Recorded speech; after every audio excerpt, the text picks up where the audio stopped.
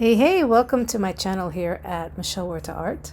And I'm so grateful for your time and presence here to check out this video. So this is a 30 by 30 video. No, it's not a 30 by 30 video. This is 30 by 30 canvas I'm doing. And just doing a little bit of intentional prep here with the canvas, putting a message on it to bring some positive energy, some good vibes, as well as this one was all about pouring it all out.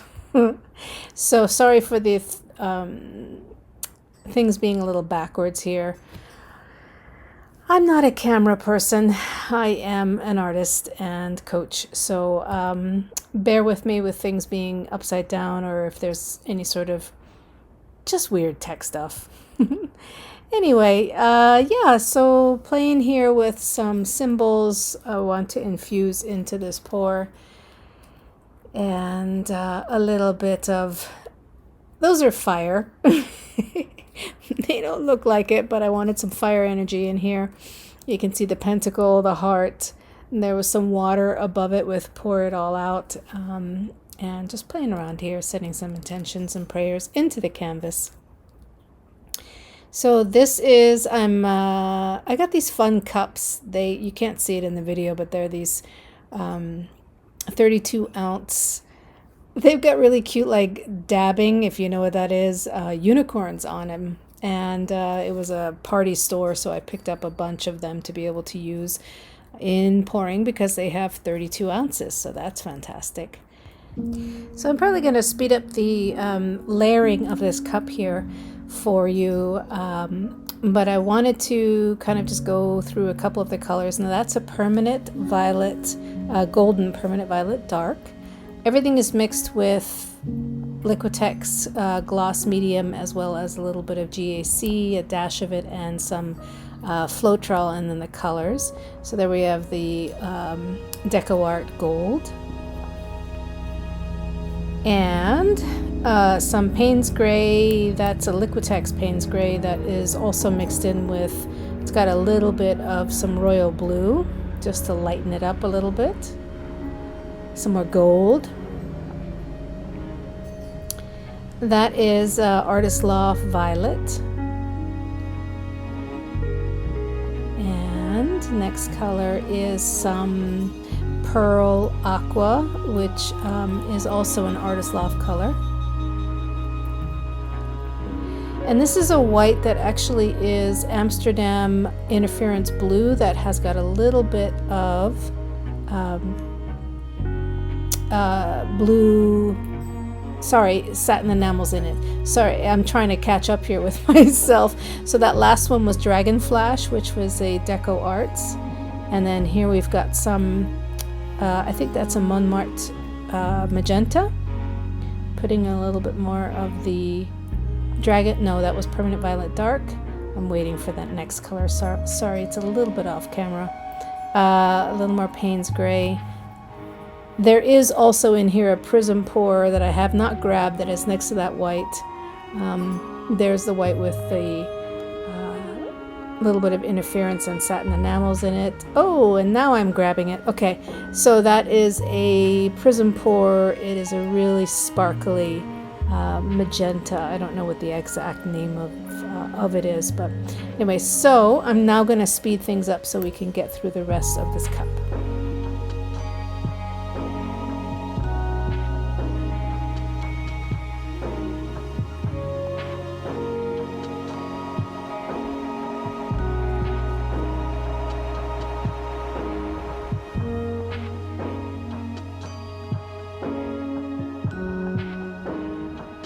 Alright, so I am just playing with the paints here, smooshing up a little bit of the drips, and also I think I'm deciding on what I'm going to put as my, yes I am, what I'm going to put as my little puddle that I'm going to pour that big ass cup into. So I decided on gold, and softening it up a little bit here, just spreading it around because just not wanting sometimes. My gold is the thickest one I have in all of these paints just because, and a little heart, had to add that. But the gold is very thick because it's thicker than the other ones, because gold can tend to kind of take over. So I leave it thicker, and then I wanted to kind of spread the edges a little bit so that it doesn't, you can't see it later on after the pour. So here we go. I've got this big cup. Actually, here I'm actually wiping it off.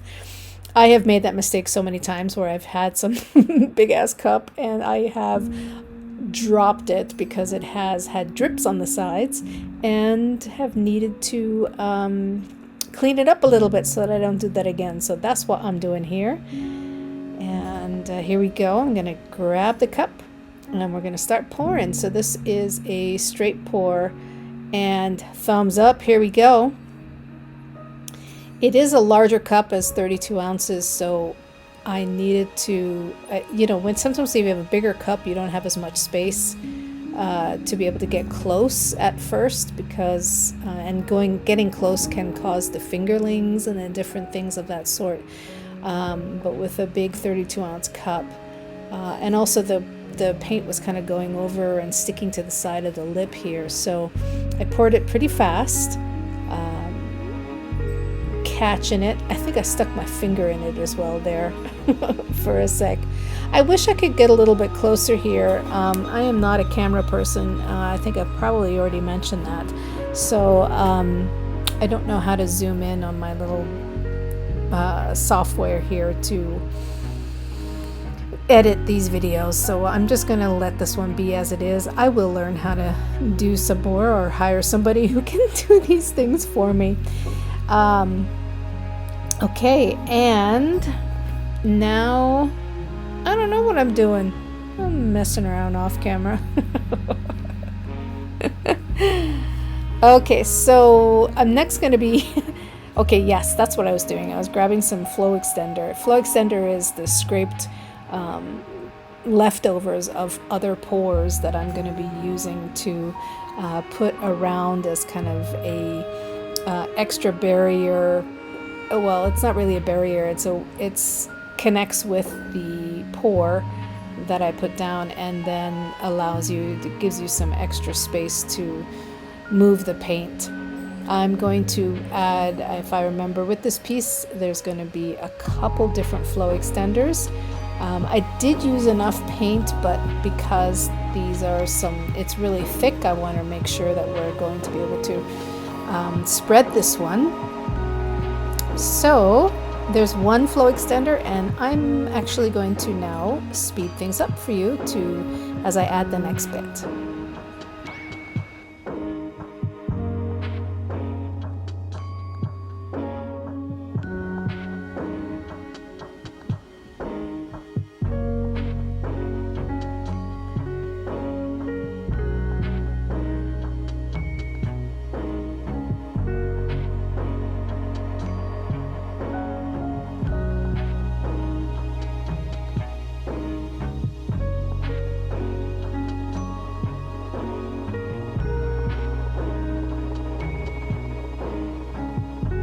So added a little extra flow extender here on the outside, just because I didn't really quite have enough, honestly, of the purplish flow extender. So here I'm using a little pocket dragon to pop any air bubbles before we start to spin this. So with this one, I can tell you that I decided I really love the center there because, oh wait, hold on. I'm getting ahead of myself. So just playing here, as much as I love that center, I also started messing with it because I wanted some different effects to happen. That white in the center there is it's a pearlescent, interference blue that also has a little satin enamels in it. So I wasn't sure if it was going to cloud.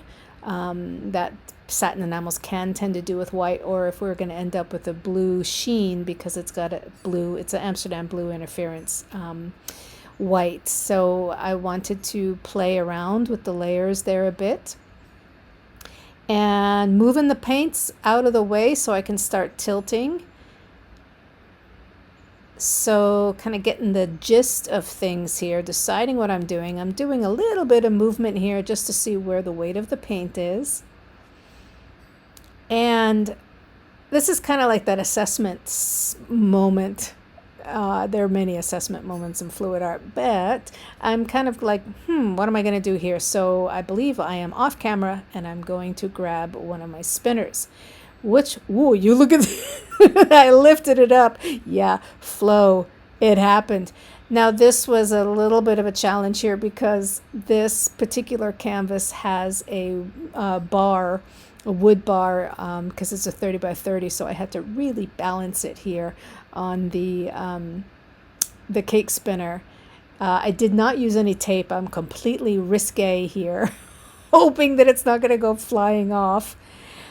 But what I'm hoping here is to be able to open up that center a bit, because often tilting paints and getting the, getting the acrylic to pour and flow and tilt can be fantastic, and it is fantastic on so many pieces.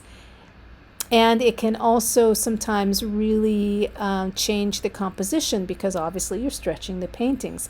With this particular piece, because of all of those really gorgeous fingerlings that are on left and the right side of that center white part, I wanted to do whatever I could to preserve the center and that white part, because I wanted to be able to keep things kind of straight instead of getting things more stretched and wonked. That can happen, which is a beautiful thing that can happen in fluid art that creates many different effects. So here I'm very gently and delicately trying to stretch this out. At this point, I do realize I'm not going to get much further with my little cake spinner, so I'm going to do a little bit of tilting here, but in this process I realize, I got to go grab my larger spinner, my little homemade spinner for larger canvases. So I'm just kind of playing around here, estimating, do I want to stretch or am I going to spin? And just looking seeing where the weight of the paint is at this point. And I'm just really enjoying that gold because it's very, very thick and beautiful. It certainly didn't take over the paint or the painting, and I really love that because when gold is kind of playing in its own channel, it's really lovely. Okay, so I'm going to grab the next clip here because I end up going and getting my larger spinner. I'm going to actually pop some bubbles here as we're going, and be right back with the larger spinner and the next clip. Okay, so I went and grabbed my homemade spinner for larger pieces. It's got some nails on the sides to be able to hold the canvas. It does a pretty decent job in holding the canvas. Here I'm very carefully trying to get it on those little nails so that I can spin it right and the nails will hold it. As you can see, it kind of wobbles, but it's okay. It does the job. And here we're going to get spinning because I really want to try to continue to expand that center. I'm not going to speed this up because it probably will make you dizzy. And just adjusting the canvas here and there because obviously this is not a perfect science at all. This is a definitely homemade job on the spinner, and as you can tell though, the painting is starting to stretch out. Being able to keep that center channel intact, and just stopping and checking out and seeing what I want to do. Another adjustment, and I think I spun it a different way that time. So as I'm spinning here, obviously in fluid art, we're trying to get a lot of the paint off the canvas so that it will dry properly, as well as not crack and do those different things. So and a little bit of tilt there to change it, and I think I'm going to give it another spin. Yep, there we go. Yeah, so it's definitely spinning out. And I think at this point I decide to go and do a little bit more tilting with it. Yep. Bringing it back over to the table, carefully. Okay, back at the table now. So for the next, minute or two, I'm going to speed things up here. Basically, I'm working on trying to still get rid of some of the paint as well as keep some of the composition, kind of deciding where do I want to continue to stretch things out, and do I want to have negative space, like you can see those corners that are still got the flow extender. All right, so just enjoy watching the rest of this flow. See you at the end.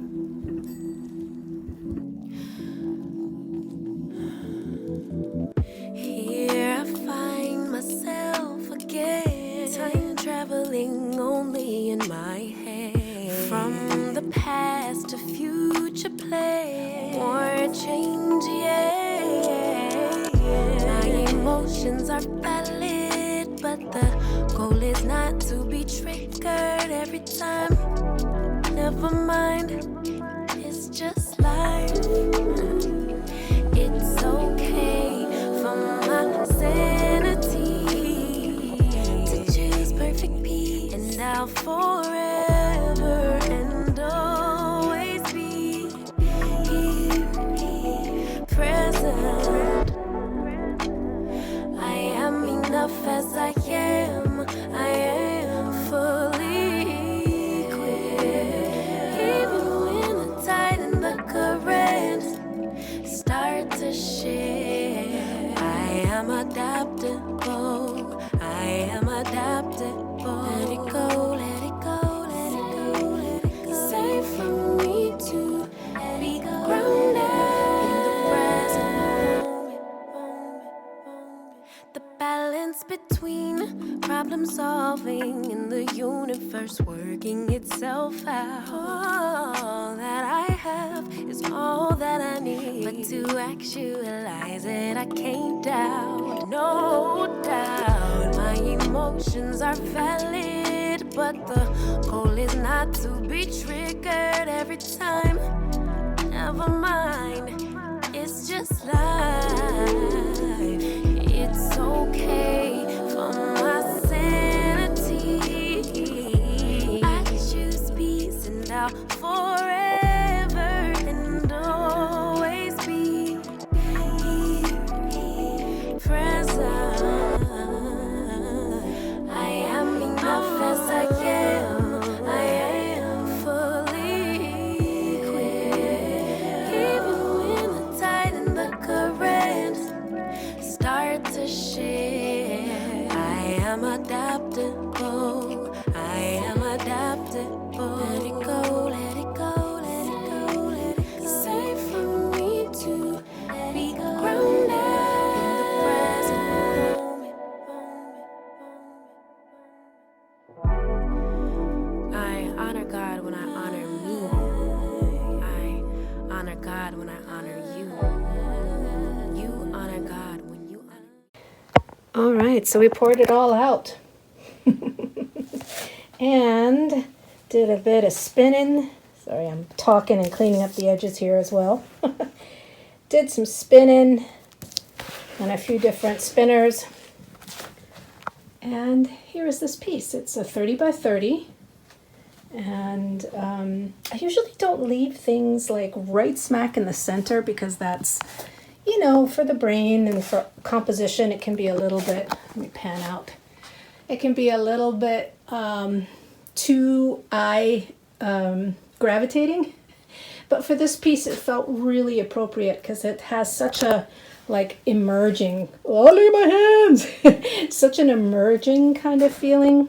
I'm really interested to see how the white is going to dry because it's actually a pearlescent, transparent white. I did add a little satin enamels to it, but it's a blue interference translucent white. So these purple on this side and then the blue fingerlings over here.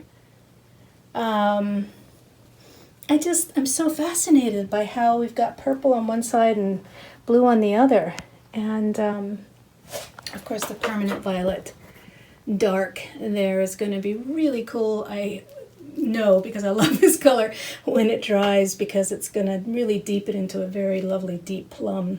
So yeah, really fun details, a lot of energy in this one. This was definitely a pouring it all out. It has been a transformational, as well as a lot of, shall we say, grist for the mill in the personal growth and emotional department for me. And really just needed to pour it all out. So, doesn't surprise me that there is a lot of energy in this one. Both, wow, look at those colors right there. Oof. But sorry, interrupting myself. Both of energy of, you know, a lot of love, compassion, empathy, and some intensity of, let's just say, pouring it all out. Yeah, like life, right? So anyway, thanks for watching. Yeah, pour it all out. Okay, so much love to you, and keep pouring it all out, and particularly into the things that make you feel alive. Okay, much love.